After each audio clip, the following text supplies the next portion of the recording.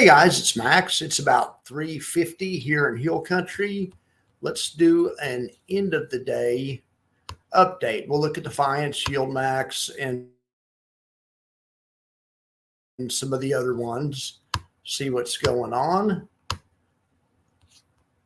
I just made a really good video I really like and I'm proud of. I'm proud of all my videos, but especially this one. But it's called How to Build. It's called Max Builds a Badass Dividend Income Portfolio with SEHD.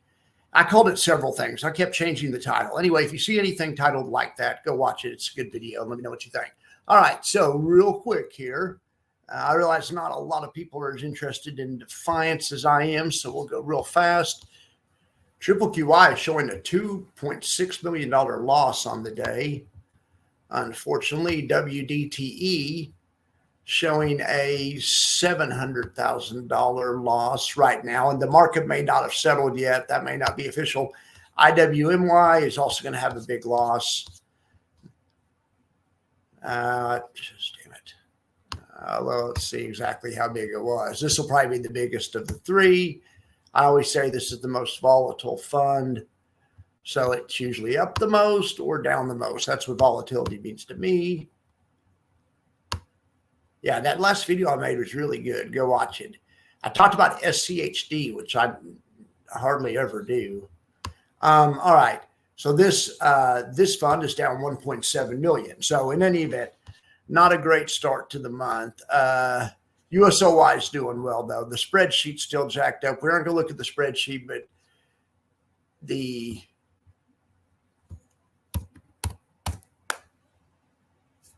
they're above max profit because oil's rallying today. So these guys are in good shape at USOY. Okay, so now let's go to the buffer report for the indexes. I like to compare. This is what I compare to, for Defiance. Defiance is in this. This is Defiance's competition right here. So we have them all here. We have Defiance. Their SPY T down almost as much as the market. iSpy looking good. XDTE down almost as much as the market. SVOL down almost as much as the market. And ZIVB is leading the way down today.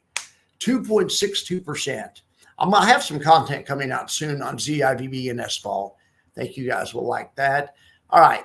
KQQQ, you can see everything was down today. ULTY down the most. On any given day, ULTY and ZIVB, for that matter, are the most volatile, and Maxi. So they're usually up the most or down the most. So in down days, they're down the most. On up days, they're up the most, generally. Yeah, look at USOI killing it over here. Unfortunately, not doing as well as USO, but pretty much everything's bad here. China's the only thing that's up. Look down here at KLIP. It's the only thing that's up. Okay, so let's go to the single stocks. So these are the YieldMax stocks. So there's not a lot of good news to report here. I mean, ULTY we've already looked at, but as far as leading on the downside, that's what we really don't want to see, and YBIT's doing it today. And that's all. And that's the main thing we really don't want to see.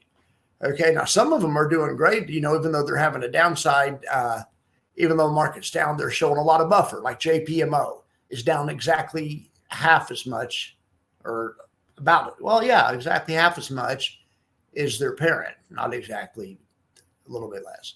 But, that's what you'd expect out of these high yield funds. That's the yield working for you. The reason all of these aren't down more is because of the yield. All of these things are getting some passive income, and it cushions the blow on the down days. All right, but look, ExxonMobil, of course, it's reacting with oil. Oil's up today. And then also gold's up today. GDXY is based on, I think, gold miners. All right, so that's that. We'll look at that. We've already seen that. Okay, call spreads. None of them are in the money yet, but they keep adding them faster than I can add them in here. So there may be some new ones, but after a day like today, I think it's pretty safe to say none of the call spreads are working out. In fact, if a manager knew you were going to have a down market, that you would want to just sell covered calls.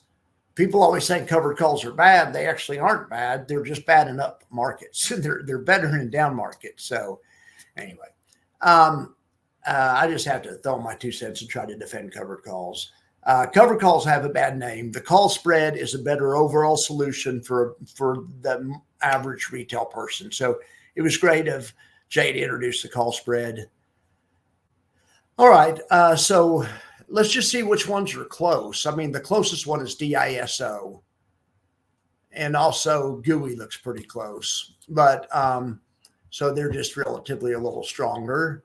Okay, so let's look at the vol model really quick for those of you guys that are still here. So switch bearish at 570 Monday morning because volatility blew up over the weekend. The way this works is when volatility is trending up, that means people are putting hedges on, and this system gives bearish signals. When volatility is trending down, this system gives bullish signals. Well, anyway, see, the last signal was at 570, and right now we're at 568. So, you know, oh well. But I would say, though, I feel like this market is vulnerable to drop more. It just seems like with October here and the election ahead of us, and especially as long as volatility is trending up, I'm going to stay really cautious. Now, at some point, like it did right back here, volatility will quit trending up. It'll start trending down, and then it'll go from red to green, and hopefully the market will recover. And I'll let you know when that happens. But right now, I think there's more risk on the downside. But let me know what you guys think. All right, so that's the volatility report. Let's look at these. Last thing we need to look at is these meme trades. First of all, this top trade right here is just, I do that based on whatever the volatility system's saying. It's bearish, so I just stay in puts until it turns bullish again, I guess. I was just thinking of a way to test it. Anyway, so this trade, I think, is a pretty cool trade. All right, so this is the meme stock DJT. This stock, the fortunes of this stock rise and fall with Trump's fortunes and with the election. And we have an election coming up in a month. So the vol on these options that expire before the election or right around the election in November 15th is just crazy expensive. So you can sell that option and then you can buy the option behind it, which is way too cheap on a relative basis. And it's called a calendar spread, and it's a way to make a cheap bullish bet. And not only is it bullish, it's also a bet that's long volatility. So if volatility increases, look at your break-even line. If volatility goes up 50% or it goes up 100%, your break-even goes down to under 10 in this trade. If volatility happens to double, like if something crazy happens around the election, even if Trump doesn't get elected, but the volatility of the stock's at 200 right around the election, that's what you're trying to monetize. And if that happens at the same time, maybe if he does get elected, and maybe this runs up to $30, it's a $2,000 winner. And this trade wasn't much to put on. It was $400 to put on. But in any event, it's called a calendar spread, and I'm obsessed with them. Whenever you have volatility events in vol that's totally jacked, there's ways to try to take advantage of it. That's one way to take advantage of it. I also have the opposite trade here, where if you don't believe in that company and you don't believe in, Trump's chances, you could do this trade. And as long as that company stays under 20, it can even go up. It could even go up 40% as long as it doesn't go up any more than that. This trade can make money, or if the stock went to zero. So if you're bearish, this is the counter trade. So anyway, we're going to watch both of them, both trades, kind of as a proxy for election volatility and stuff. But I'd say that today this trade was up $117. So we'll follow it every day. So also I did one. You can also do it on AMC and GME. Let me show you. Here's a cheap way to do the same thing to AMC. Well, actually, this isn't cheap. This costs $700, but check this out. This is an interesting trade. For those of you guys that haven't seen it, I didn't have time to make a video on this today. What was that? Iran made a big, okay. That was Netanyahu. Okay.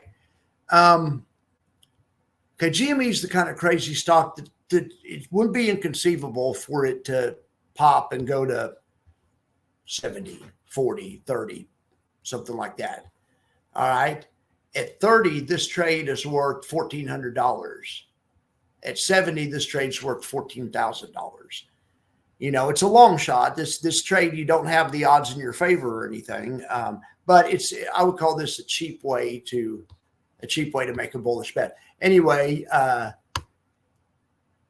it's just because this stock's a meme stock is all I guess it's because it's GME and, you know, roaring kitties in it. Probably nothing will happen. But if something does happen, you just want it to go to 30 or 40 and you're set. You know, if it goes to 30 or 40, even if it doesn't, even if you don't hold till expiration, if you can get it to go to 30, it turns 700 into 2,500. 40 turns 700 into 6,800. I was just trying to show you how you can use options to make a bullish bet, but use the overpriced options to sell, where you can buy the underpriced options and still and make a bullish bet without costing yourself too much money. Here's a way to do it for a small account, same trade, because that 40 call is way overpriced. That trade I just showed you did it 55 times. You bought the 40 call behind it 55 times, the October 25th call. You sold the October 18th call 50 times. So you sold 50, you bought 55. So you were net long 5. This one, you sell 4, same trade, you sell 4, you're long 3. So you're just net long 1 option. You know, it's not a whole lot different than just buying the option, but there are some advantages to doing it this way because you're also getting some of the time decay off these 3 options you're selling.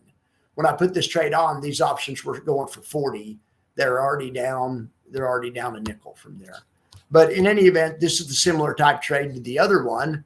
We don't know if anything's going to happen to, I don't know anything's going to happen to GME. I don't think it is, but I say it's the same thing, same trade as the other one.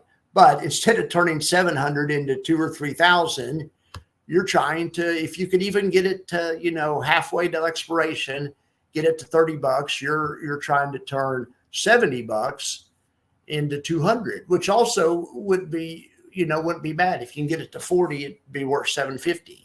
If it does that at the same time that vol pumps, you know, and I showed you last time, it makes the break even go down and it makes the profits bigger. So anyway, I hope you guys like that. That's the option content today. I know I should break that into a separate video. I just haven't had time to make separate videos today because I wanted to get some other videos out. So anyway, hopefully the people that aren't interested just tuned out. Anyone that's still here, I appreciate you. I appreciate you guys. Have a good day.